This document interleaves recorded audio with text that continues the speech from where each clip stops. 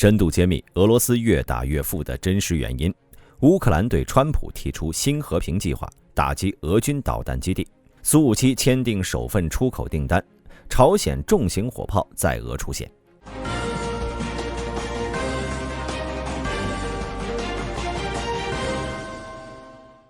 长期以来呢，有一种说法在互联网上甚嚣尘上，那就是俄罗斯和乌克兰打了2年，却越打越富了。虽然这是一种明显反制的说法，但仍有不少人相信。稍微有点军事常识的观众都知道，所谓大炮一响，黄金万两。自俄乌战争开战以来，俄罗斯已经被摧毁了上千辆坦克、数百架战机，再加上为了征兵而开出的高额工资和抚恤金，俄罗斯起码为这场战争已经付出了1000亿美元的代价。虽然一开始俄罗斯还能凭借抬高油价等方式来维持经济稳定的外表，但随着战争的持续，这种击鼓传花式模式的经济游戏开始逐渐走到尾声了。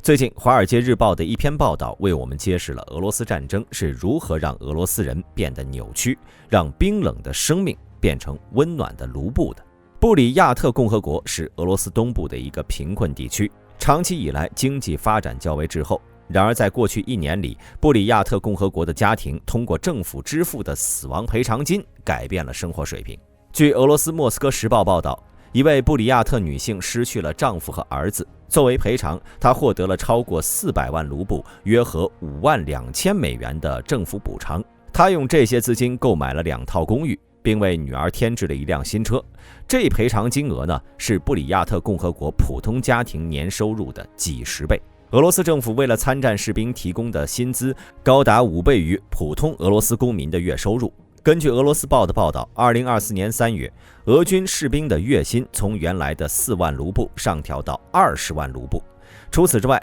战死士兵的家属将获得高达500万卢布的赔偿，这数额是远远超过俄罗斯许多贫困地区普通工人的年收入的。图瓦共和国是俄罗斯另一个经济极为贫困的地区，家庭年收入10万卢布。然而许多图瓦民众选择参军，因为如果他们牺牲，家人将获得高达500万卢布的死亡赔偿。图瓦的银行存款大幅增长，许多家庭通过赔偿金购买了汽车或房地产，部分地方的消费水平和餐饮业也因此呈现出增长态势。俄军士兵死亡带来的赔偿金流入了这些地区的经济，短期内刺激了消费和储蓄增长。然而这一模式呢，也引发了更深层次的经济问题。由于战争持续，俄罗斯财政面临巨大压力，通货膨胀率上升，卢布汇率波动。根据俄罗斯中央银行的数据，2024年卢布对美元的汇率在过去6个月内贬值了15%。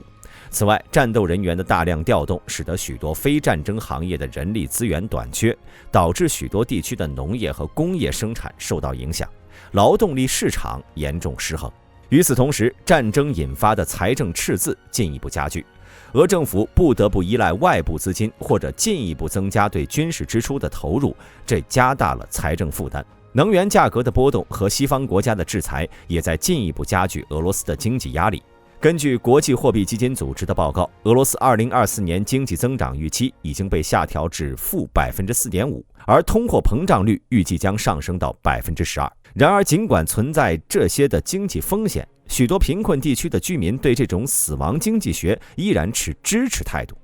许多人认为参军能够为他们带来比任何稳定职业都要丰厚的经济回报。这种现象不仅在图瓦共和国、布里亚特等地普遍存在，还在俄罗斯其他贫困地区蔓延。大兵认为，俄罗斯通过战争经济学确实在短期内维持了俄罗斯经济不崩溃的现状。然而，这种模式背后隐藏的财政压力、社会资源不平衡和战时经济结构的畸形发展，正让俄罗斯的经济未来充满不确定性。如果战争持续且外部经济制裁进一步升级，俄罗斯经济的长期前景可能会更加严峻。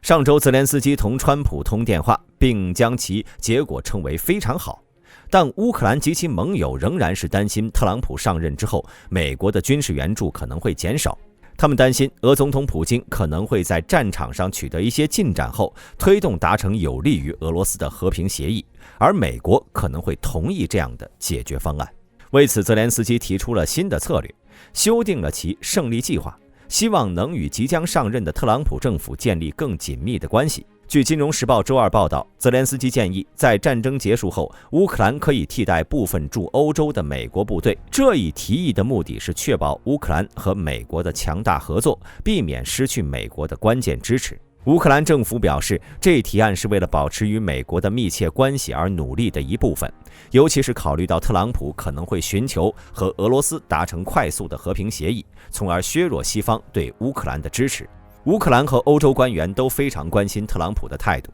认为如果特朗普推动与俄罗斯的和解，西方对乌克兰的支持可能会受到影响。此外，报道提到，这一提案并非单一建议，而是包括了2个专门为特朗普量身定制的方案，并且已在9月由泽连斯基在纽约向特朗普提出了。除了更换驻欧美军的提议外，第2个提案由特朗普的盟友共和党参议员林赛·格雷厄姆提出，建议乌克兰可以与西方伙伴共享重要的自然资源。格雷厄姆的办公室未回应《金融时报》的评论请求，但知情人士透露，特朗普对这2个提议表示了兴趣。与此同时，乌克兰商界领袖也在讨论一个提案，允许特朗普在乌克兰拥有投资审查权，决定哪些企业可以在该国开展业务。泽连斯基和乌克兰政府希望特朗普能够接受这些定制化的提案，因为他们对拜登政府在军事援助方面的谨慎态度感到不满。虽然泽连斯基表达了与俄罗斯进行和平谈判的愿望，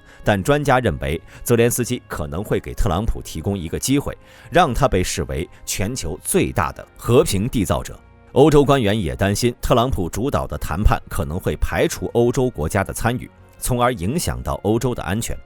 特朗普的胜选使得乌克兰局势变得更加复杂。虽然泽连斯基对特朗普表现出一定的期待，但他也警告，如果对普京做出让步，可能会加剧俄罗斯的侵略行为。11月14号，乌克兰武装部队对俄罗斯别尔格罗德市的一处军事设施发动了导弹袭击。根据当地媒体佩普拉的报道，乌克兰军队这次导弹袭击的目标是位于别尔格罗德市萨多娃街的一处军事技术设施。虽然具体损失情况尚未完全确认，但有未经证实的消息称，几名服役中的士兵在袭击中受伤。照片显示，导弹是直接击中了设施内一座建筑的屋顶，而建筑内停放的数辆乌拉尔军用卡车也清晰可见。卫星图像进一步确认了这处军事基地的存在及其所使用的军事装备。事件发生后，别尔格罗德的本地媒体最初是发布了关于袭击的照片，照片中可以看到被击中的军事目标及装备。然而，媒体随后对照片进行了删减，移除了卡车画面，并最终将该消息从社交媒体上删除。很明显是老大哥捂嘴了。袭击的具体性质也表明，这并非一次随机的导弹袭击，而是有明确目标的打击。多个导弹的袭击点集中在军事设施周边，特别是位于萨多娃街和12尔什尼奥夫街交汇处的区域，这也正是军事目标所在的位置。目前，俄方尚未对袭击做出正式回应。近日，一张照片引发关注，显示一款朝鲜制造的自行火炮正在向俄罗斯运输，这是迄今为止最明显的迹象，表明朝鲜正在向俄罗斯提供这些重型远程火炮武器，支援俄罗斯在乌克兰的战争。考虑到朝鲜已经向俄罗斯提供了大量武器，包括数百万枚炮弹，并承诺派遣数千名士兵参与冲突，这一举动并不令人意外。该照片最近出现在社交媒体上，最初发布于俄罗斯的 Telegram 消息平台。照片中显示，至少有2辆的170毫米 M1989 Kokasa 自行火炮被运送在平板铁路货车上。经过公开的信息显示，照片的拍摄地点被准确地定位在了俄罗斯中部的克拉斯诺亚尔斯克市。值得注意的是，这些车辆的轮子涂有白色漆，这是朝鲜装备在重大阅兵中常见的标志性特点。朝鲜的这款自行火炮最早是在1970年代末期以 M1978 型投入使用。西方情报机构在1978年首次注意到这一武器，并以克山命名。原版的 M1978 基于一辆改装的59式坦克，配备了一门170毫米口径火炮，炮塔未加防护，而是采用开放式炮塔。M1989 型和原版相似，仍使用相同火炮，但安装在了更加现代化的底盘上，外形和俄罗斯的 2S7 皮昂203毫米自行火炮相似。M1989 型还配备了12发弹药的内部储存装置。M1978、M1989 火炮的主要优势呢，是在于其远程打击能力。该火炮的170毫米炮管能够发射常规弹药，射程约为40公里，而火箭辅助弹的射程可达60公里。这款武器长期以来被认为是朝鲜军队中射程最远的常规火炮。不过呢 ，M1989 也有一些缺点，包括不能搭载炮组，炮手需要单独运输，而且火炮在使用时并没有提供装甲保护。现代标准下，它射速也较慢，每分钟只能发射2发，而德国制造的 PZH2000 自行榴弹炮每分钟可以发射10发，或者在10秒内进行3轮起射。对于俄罗斯来说 ，M1989 的另一个问题是使用170毫米口径的炮弹，这种口径的弹药呢，在俄罗斯库存中并不常见，而在全球范围内也相对稀缺。不过，朝鲜拥有大量这种弹药，可以随时提供给俄罗斯。需要注意的是 ，M1978、M1989 对西方分析人士来说并不陌生。这款武器呢，曾经出口到伊朗，并在伊朗伊拉克战争中广泛使用。一些火炮也被伊拉克缴获。在2003年伊拉克战争中，美国军方有机会近距离接触这些武器。目前尚不清楚 M1989 火炮为什么会出现在俄罗斯，但可以推测有几种可能性。它可能是为了测试目的而运到俄罗斯，也可能与朝鲜部队的某种演习有关。最有可能的情况呢是，这些火炮可能是为了增强俄罗斯在乌克兰的自走炮部队而运往前线。考虑到朝鲜军队在乌克兰战场上的逐步介入，这些火炮也有可能被运送到乌克兰或者是俄罗斯库尔斯克地区，供朝鲜部队使用。朝鲜拥有大量的克山及其他大口径火炮，而俄罗斯的这些武器库存已经消耗大量，面临是否能够及时补充的压力。据公开数据，俄罗斯自从全面进攻乌克兰以来，至少损失了851件自走炮装备，实际数字呢可能更高，因为这一统计仅限于通过公开来源确认的损失。由于两国军事关系的深化，也有分析人士猜测，朝鲜可能会从俄罗斯获得先进武器和技术支持，这其中包括可能帮助朝鲜升级其空军的俄罗斯战斗机，以及加速朝鲜核武和远程导弹计划的技术。如果 M1989 火炮最终被送到了乌克兰前线，无论是俄罗斯还是朝鲜部队使用，都会对乌克兰造成不小威胁，因为乌克兰目前在火炮数量上明显处于劣势。最近，俄罗斯的苏57隐身战机推出了出口版本，命名为苏57E，并在寻找潜在客户。根据俄罗斯官方媒体塔斯社报道，苏57已经签署了第一份出口合同，但具体是哪国签约的，目前还没有透露。根据军事网站 Defense Blog 的报道，俄罗斯联合飞机公司正式推出了苏57的出口版苏57E，并在航展期间积极推广，甚至进行了首次的海外动态演示，向潜在的国际买家展示了这款战机的先进性能。这次亮相也表明了俄罗斯并没有放弃在全球先进战斗机市场中的一席之地，继续与美国的 F-35竞争。虽然目前我们还不清楚苏57E的软硬件性能是否与苏57本身有很大差距，但根据俄罗斯和前苏联以往出口型飞机的惯例，出口版本的性能往往会有所妥协。根据展会信息，苏57E不仅具备第5代战机的标志性特性，即隐身和低可探测性，其他性能也和原版类似，包括最大海平面速度可达每小时1350公里，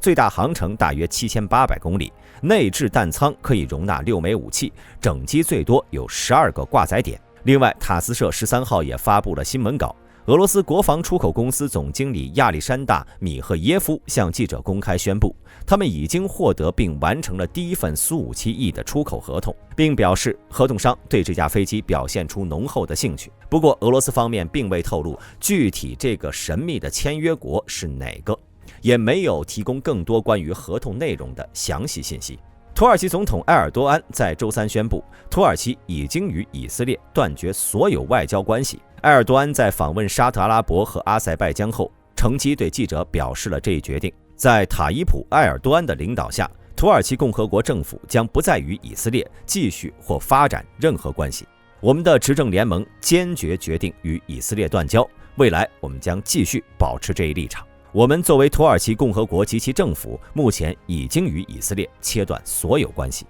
本期视频到此结束，欢迎各位在评论区留言讨论。我是大兵，我们下期再见。